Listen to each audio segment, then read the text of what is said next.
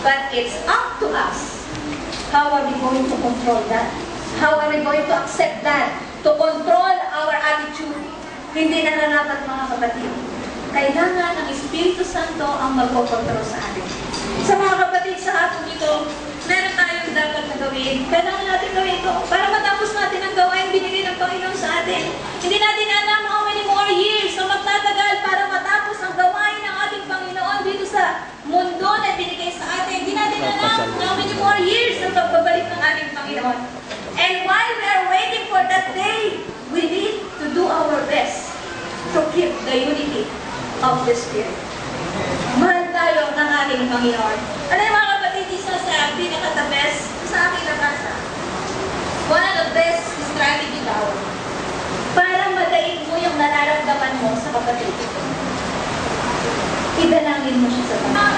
If you have anything against your brother or your sister, the best thing that you can do to solve that, to resolve the problem, is to kneel and pray for him. Yun ang kailangan ipanalangin mong mabuti. Nothing makes us love a person so much as praying for him. The more we pray for our brethren, the more the love of Christ develops in our heart. Alam niyo ba, mga kapatid, the more we open, the more we close. Sabi pa tayo ay open sa kapatid. Open, close. Pag nag-open ka sa ating mga kapatid, sa mga kayong mga kabataan, maging open kayo sa isa't isa. Maging open tayo din ang mga magkakapatid sa Panginoon natin kinikimkim yung mga nasa loob natin. Right after, kung meron ka nararamdaman, ngayon sabihin mo na sa kanya agad. Mas mahirap yung meron mong tinatago. Dahil pag open ka lang, pag open ka, close kayo. Huwag niyo pag-iwalay yung open close. Makali yun, mga kapatid. Pag close ka, pag open ka, close kayo. Ganun yung mga kapatid eh. Kaya hindi close yung isa, hindi open eh. Close and close ang nangyayari. Kaya pareho silang sarado. Nagkakanya-kanya sila. Sabi nga dito sa Pilipos, babasahin natin mga kapatid. Dito sa Pilipos chapter 2. Kaya nga kung mayroong anumang kasiglahan kay Kristo, kung mayroong anumang kaaliwan ng pag-ibig, kung mayroong anumang pakikisama ng Espiritu, kung mayroong anumang mahinaong awa at habag, ay lupusin ninyo ang aking katuwaan upang kayo'y magkaisa ng pag-iisip, magtaglay ng isa ring pag-ibig na nagkakaisa ng akala at isa lamang pag-iisip. Sabi niya dito, fellowship with the Spirit. Napakaganda po yung ating tip. Continue faithfully in Christ's work, prayer, and fellowship. Ang ating pong fellowship sa bawat isa, mga kapatid sa Panginoon, mga kapatid kay Kristo, hindi fellowship na sanlibutan. Yung ating pakikisama sa isa't isa, ang nagtatali sa atin ay ang dugo ng ating Panginoon sa Kristo. Hindi isang organization ito na itinayo ng isang tao. Hindi ito samahan na pinagbubuhat sa isang mesa kung walang inuman, walang pakikisama sa isa't isa. Itong pakikisama natin sa isa't isa ay gawa ng Espiritu Santo. At hindi natin dapat pighatiin ng Espiritu Santo, kundi maging masunurin tayo sa udyok ng banal na Espiritu Santo. Dahil makaiwanan tayo ng banal na Espiritu. We need to finish the work for the service of the Lord. Everyone must be declared winner. No one must be declared loser. We are all winners for Christ. We are more than conquerors through Christ, mga kapatid. Kaya sa mga anak ng Diyos, walang talo. This is not a matter of loser and winner. Everybody must be winner for Christ. Kung tayo may pagkakamali, kung tayo may mga failure, magpakumbaba na tayo sa Panginoon. Nandiyan ang Panginoon, tutulungan niya tayo. Matay ng ating Panginoon eh. Hindi niya tayo pababayan. So kaya sabi ng teksto nating binasa, huwag kang matakot. Huwag kang manlupay-pay. The best thing that we can do is to humble ourselves. Sabi naman na nakasulatan, magpakababa ka sa kamay ng makapangyarihang Diyos at itataas ka niya. Mga kapatid, napakalaga ang pagpapakumbaba. Sa anumang gawain, pag mayroong nagpapakumbaba, madaling nasisettle ang anumang problema. Napakaganda kung tayo nagpapakumbaba sa harapan ng ating Panginoon, mga kapatid.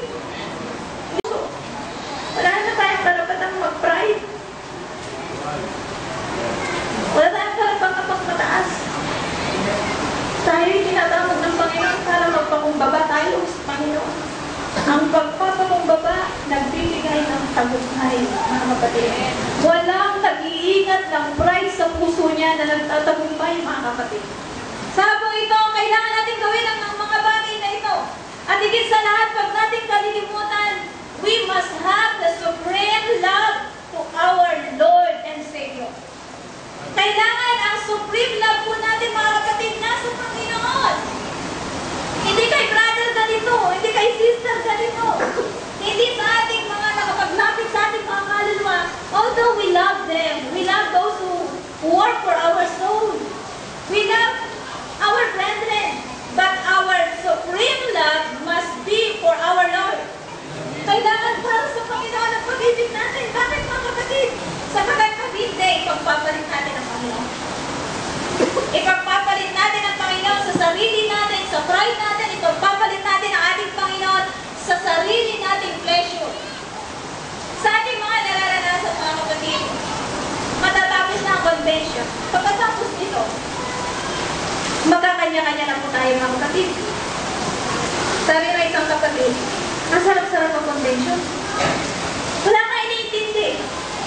Meron mga kapatid na nagluluto, kakain ka na lang, bibihila ka na lang. Pagkatapos mo kumain, service na naman. Awitan na naman. Kausap ko na naman mga Kristiyano, wala kang makakausap na hindi magandang ugali. Free ka sa mga alalahanin, sa stress sa buhay. Pero kumusta after convention? Kahit pag-convention, para tayong na-refresh na mabuti. Pero after convention, mga kapatid, umpisa na naman ang laban. Continue ang fighting, ang pakikipaglaban natin sa sanlibutan. Pero anong kailangan natin, mga kapatid, para matapos? Dahil pag hindi tayo naging maingat, hindi natin ginawa mga dapat na natin gawin, baka hindi natin matapos. So anong kailangan natin gawin, mga kapatid? Kailangan we must keep the love of God in our hearts. Pagmamahal natin ay ang ating Panginoon, mga kapatid. Hindi natin siya ipagpapalit. Nalulungkot ako sa mga ibang kabataan. Maraming lang ako. Paglilingkuran ko ang Panginoon, siya ang aking pinakamamahal sa aking buhay. Makakita lang ng maganda, nakakita lang ng gwapo. Panginoon, binabawi ko na, may iba na akong mahal. Minsan ganun di ba? Mga kabataan. Hindi ko sinasabing napakatagal ko na dahil alam ko napakaray pa rin mas nauna sa akin. Pero I consider na yung taon na yung pinaglingkod sa Panginoon, matagal na rin, pero wala pa rin ako, pinoconsider ko wala pa rin ako masyadong nagawa sa Panginoon. Pero sa tagal na yun, mga kapatid, na-observan ko na marami sa mga kabataan ang napakadali nilang ipagpalit ang ating Panginoon. Mga kapatid, bakit kaya ganoon? Dahil hindi ang Panginoon ang number one sa puso natin. Yun ang katotohanan, hindi ang ating Panginoon ang nagmamay-ari ng supreme love sa puso natin. Kailangan ang ating Panginoon at hindi ang sanlibutan ito, mga kapatid. Pag ang Panginoon ang number one sa puso natin, mga kapatid, hindi natin siya ipagpapalit kahit na anong mangyari. Hindi natin siya ipagpapalit kay gwapo at saka kay maganda. Ako'y napagpala sa pagtotoo na isang kabataan ng isang gabi. Nakilala niyang mabuti ang kanyang sarili. Gusto niyang maglingkod sa Panginoon, pero hindi niya magawa. Bakit? Mas mahal niya ang sanlibutan. Mahal niya ang pleasure of this world. Mga kabataan, kailangan ma-give up natin ang pag-ibig natin sa sanlibutan. I appreciate those who survive, nakalampas sa kainitan ng mga kabataan, at ngayon ay naglilingkod pa rin sa ating Panginoon. Alam niyo, kaya napapagpala sa mga kapatid na dumaan sa pagliligawan, pero nanatiling mainit sa Panginoon. Dumaan sa courtship and marriage. Kinasal ng maayos. Pagpapala pa rin ang buhay nila. Nagkaroon ng ugnayan, pero blessing pa rin ang buhay nila. Alam niyo, mga kapatid, ma-appreciate mo yung mga ganun, di ba? Ma-encourage ka, magiging blessing sila sa buhay natin. At tayo, mga kapatid, mga kabataan, kung gusto natin maging blessing, ganun din ang ating gawin. Meron naman tayong mga example na pwede natin tunaran, mga kapatid. Yun ang ating tingnan.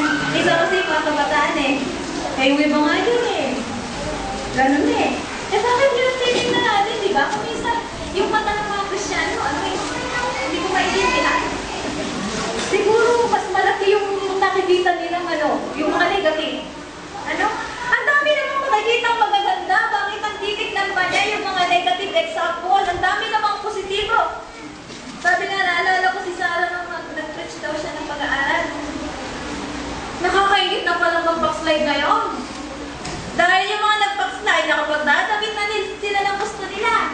nakapag-eyeliner na, nakapag-lipstick na, nag-aanit na ng kilay, nagupit na nila, gusto nilang buhok, nakapag-short na sila, nakapag-focus na sila sa Facebook ng mga naka-short, na naka-spaghetti, dahil anyway, backslide naman na ako. Ganon. Nakakaingit na pala, kaya yung iba parang buti pa sila, nagagawa nila, gusto nila. Mga kabataan, may ganyan pa pala yung damdamin. Sa convention ito, kung nagpasya tayo lumapit sa Panginoon at minsan sa 5 araw natin convention, napakarami na ako lumapit, nakita mga kabataan, lumapit dito mga kapatid. Panindigan natin yung nilapit natin sa Panginoon. Hindi tayo lumuluhod sa isang hari lang dito sa lupa. Hindi tayo lumuluhod dito dahil lang sa mga ministro. Lumuluhod tayo dito dahil nakikipagtipan tayo sa Diyos. Nakikipagtipan tayo sa Panginoon. Huwag natin lokohin ang Panginoon, mga kapatid. Dahil ang Panginoon, hindi siya napabibiro. May consequence ang lahat ng ginagawa natin. May consequence ang lahat ng pipiliin natin. Maaaring sasabihin mong masaya ka, pero hindi, mga kapatid. Kung tayo ay nakapag-asawa na, kung tayo ay may anak na, magpatuloy na sa paglilingkod, mga kapatid. Pag nangingidahilan yung mga anak natin, baka kunin ng Panginoon yan. Pag natin idahilan, baka sabihin nyo, sister, masasabi mo lang yan kasi wala kang asawa, wala kang anak. Ayun, binabase ko lang yung sinasabi ko sa mga nakikita kong may mga anak, bigpit ang anak sa palandahan, naglilingkod pa rin sa Panginoon. Mga kapatid, di ba? Pwede naman. Tanungin natin yung mga ganyan, lalo na yung mga dalagat, pinata pa, naglilingkod na sa Panginoon, tapos nung nagkapamilya, hindi na makapunta ng service. Kung magsasabi kayo ng tapat, aminin yung hindi, balungkot kayo sa inyong ginagawa.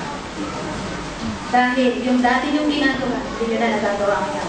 Pero if there's a will, there's a way. Sabi nga natin mga narinig, ang may asawa, maglingkod na paano walang asawa. Walang asawa. Kaya mga kabataan, kung kayo'y may nagpaplanong mag-asawa, huwag muna kayo mag-asawa. Yung mga bata pa, huwag muna mag-asawa. Narinig ko na yan sa isang preacher. Pero dadagdagan ko lang. Yung mga matatanda na, huwag na rin mag-asawa. Baka magpahirap na tayo, mga kapatid. Hindi pa naman ang matanda. Yung mga puti lang po. Pero nasa inyo pa rin yan. Kung gusto ng Panginoon, bigyan kayo ng mapapangasawa. Isipin natin yung magpagamit sa Panginoon. Maglingkod tayo sa Panginoon, mga kapatid. Kailangan tayo ng ating Panginoon sa gawain, sa kanyang gawain. Napakaraming mga tumutag sa Panginoon sa Isabela. Napakarami nila, mga kapatid. Sa Sama, nakikita natin yung mga kapatid doon at sa iba't ibang congregation, mga minamahal. At napakasayang nakikita na merong isa o dalawa dyan na handang magpagamit sa Panginoon. Napakakunti ang mga ganyan sa panahon natin ngayon, mga minamahal. Huwag nating maging priority ang pag-aaral. Hindi naman kailangan na makatapos ka sa paglilingkod sa Panginoon. Hindi mo pwede sabihin sa kanila ako paglilingkod pag nakatapos na ako, pag nakagraduate na ako, pag nakapasa na ako sa board exam. Mga kapatid, na hindi ka makapasa sa board exam, pwede kang maglingkod sa Panginoon. Hindi yan ang kasihan ng paglilingkod sa Panginoon. Hindi kailangan marunong ka mag-English. Hindi kailangan tama ang grammar mo, kahit balong-balong yan, mga kapatid. Ang kailangan natin, purity of heart. Yung pag-ibig sa Diyos. The love out of your heart. Yun ang kailangan natin, mga kapatid. Pag malinis ang puso natin at ang pag-ibig ng Diyos ang nangingibabaw sa puso natin, kahit wala kang natapos, gagamitin ka ng Panginoon. Mga kapatid, hindi. Yan isang teorya lang. Totoo yan. Napatunayan na natin yan. Kaya sa hapon ito ang pag-ibig na nasa ating puso, kailangan nag-ahari. No matter how knowledgeable you are in the doctrine of God, kahit napakadulong mo sa doktrina, no matter how knowledgeable you are in the doctrine, napakaraming nag-aaral dito pag seminar. Napakaganda yung plano, napakaganda yung ministeryo ng seminar pag April, pero napakarami na mga nataniman ng doktrina pero nagpa-backslide pa rin. Bakit? Yung pag-ibig ang kulang. Pag-ibig sa Diyos ang kulang. Napakaganda. Totoo, naniniwala ko, I believe that without the knowledge, the people perish. Pero mga kapatid, though I speak with tongues, with angels, though I give myself and have not love, I have nothing. Kahit napakagaling mo, napakarunong mo, pag wala ang pag-ibig sa puso mo, wala pa rin tayong kabuluhan. Sabi nga dito sa Korinto, mga kapatid, nang ako'y bata pa, nag-iisip akong gaya ng bata. Nagdaramdam akong gaya ng bata. Nang nalubos na ang aking pagkatao, iniwanan ko na ang mga bagay ng pagkabata. Kailangan maging ganun tayo, mga kapatid. Bakit? Pagkat hindi tayo lumagot, nag-mature sa ating spiritual life, ang pag-ibig natin sa Panginoon ay hindi pa lubos. Kahit sabihin mo, I love you Lord, I love Him too much, hindi totoo yan hanggat hindi natin naibigay ang buhay natin sa Panginoon. Kailangan ng fully consecration, kailangan ng commitment sa Panginoon, mga kapatid. Napakaraming aagaw ng pag-ibig na yan sa puso natin. Sabi na pala ng kasulatan, sa pagsagana ng katampalasanan, ang pag-ibig ng marami ay manlalamig, maging ang mga hinirang ay kanyang maaakay. Sa hapong ito, mga kapatid, gaano, how deep is your love? Gaano kalalim yung pag-ibig natin sa Panginoon? Kaya pa natin sukatin? Gaano kalalim, mga kapatid? Baka mababaw. Baka madaling mabunot. Sa hapong ito, mga kapatid, dapat hindi tayo maging ganon. Ang pag-ibig ng siyang pagtibayan natin sa puso natin, narinig natin yung mga mensahe ng ating Panginoon ng mga nauna. The Holy Ghost power, the baptism of the Holy Spirit, yun yung pure heart. Yun yung sacred love. Yun yung perfect love, mga kapatid. Pagpuspos-puso natin ang pag-ibig. Alam nyo, kahit maghirap kayo, kahit anong maranasan natin sa buhay natin, mamatayan tayo ng mahal sa buhay. Malugi tayo sa negosyo. Maghirap tayo. Makarinig tayo ng 10,000 masasakit na salita. Hindi tayo tatalikos sa Panginoon. Hindi nyo iwanan ng Panginoon. Kahit na anong mangyari sa ating mga kapatid, kahit idadam tayo ng kahit na sino, pagmahal mo ang Panginoon, tatayo ka pa rin, babangon ka pa rin. Bakit? Panginoon, di kita kayang iwanan. Iiwanan mo lahat, huwag na kita. Bakit? Sapagkat, after all, hindi na kulang ang Panginoon sa atin. Si Haring David, mga kapatid, nung siya'y nakadama ng discouragement, dahil halos lahat ang buong bayan ay galit sa kanya, ang sabi niya, ang sabi ng banal na kasulatan, but David encouraged himself in the Lord. Mga kapatid, sapat ang pag-ibig ng Diyos pag siyang naging number one sa puso natin. There's no reason to give up. There's no reason for bitterness. There's no reason for anger. There's no reason to hate any person. Sabi nga na narinig natin, kahit anong gawin sa'yo ng tao, pag yung pag-ibig ng Panginoon naghari sa puso, hindi mo kayang gantihan ng masama yung ginagawa nila sa'yo. Kaya sa mga kung ito, mga kapatid, tupayin natin ang ating puso. Anong nararamdaman natin sa mga puso? Pagkatapos ng 5 araw na convention, sabi ko kanina, Panginoon, parang wala na akong ma-preach. Parang na-preach na lahat ng mga kapatid. At ako'y labis na nag-bless. Pero sa hapong ito, itong binigay na mensahe ng ating Panginoon bilang pagtatapos ng ating convention, kailangan nating matapos ito. Hindi lang ito, mga kapatid, hindi lang hanggang January, hindi lang hanggang December 31 ito, mga kapatid. Haharap tayo sa 1 taon. We need strength. We need courage. We need power para magtagumpay. And the only thing that we can do, the best thing that we can do is to kneel down, to commit ourselves, to humble ourselves, to accept our shortcomings, to accept our failures, our mistakes, and ask for strength. Tutulungan tayo ng ating Panginoon. Bibigyan niya tayo ng kalakasan. Ililift up tayo ng ating Panginoon. Maniwala kayo, mga kapatid, walang lumalapit sa Panginoon na may buong pagpapakumbaba na tatayong bigo. Kung lalapit tayo, tapat ang ating puso. Tayo natin tumayo.